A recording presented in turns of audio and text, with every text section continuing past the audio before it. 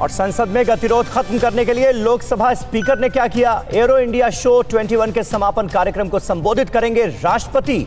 और कैसा है नई दिल्ली रेलवे स्टेशन का नया मॉडल? देश की अहम खबरों के लिए देखते हैं टॉप 9 राष्ट्र।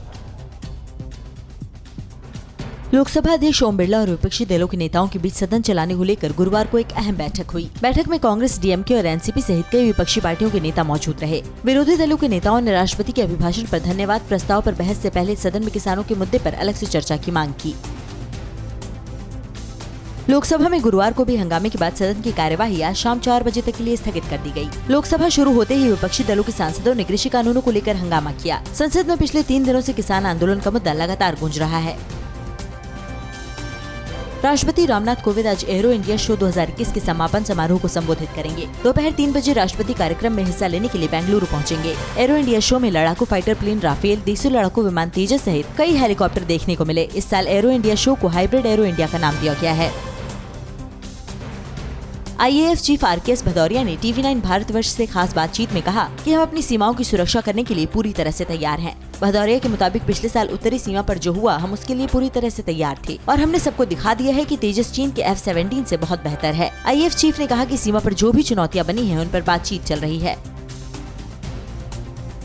पश्चिम बंगाल में विधानसभा चुनाव के मद्देनजर बीजेपी के बड़े नेताओं का बंगाल का दौरा शुरू हो गया है। बीजेपी के राष्ट्रीय अध्यक्ष जेपी नड्डा आज राज्य के दौरे पर पहुंच रहे हैं। नड्डा बंगाल में बीजेपी की रथ यात्राओं को हरी झंडी दिखाएंगे। पीएम मोदी भी 7 फरवरी को हल्दिया में करीब 5000 करोड़ की परियोजनाओं का शुभारंभ करेंगे।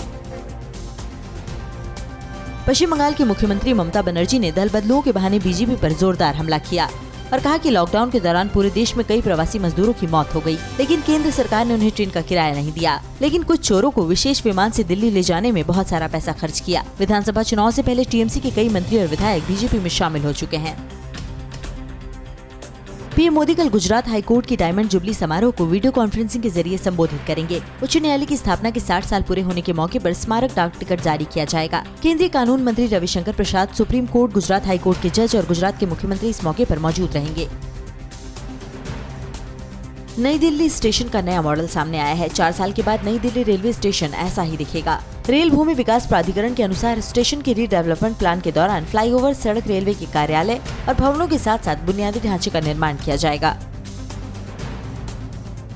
भारत और इंग्लैंड के बीच आज से 4 मैचों की टेस्ट सीरीज का आगाज होने जा रहा है। मैच सुबह 9:30 बजे से चेन्नई में शुरू होगा।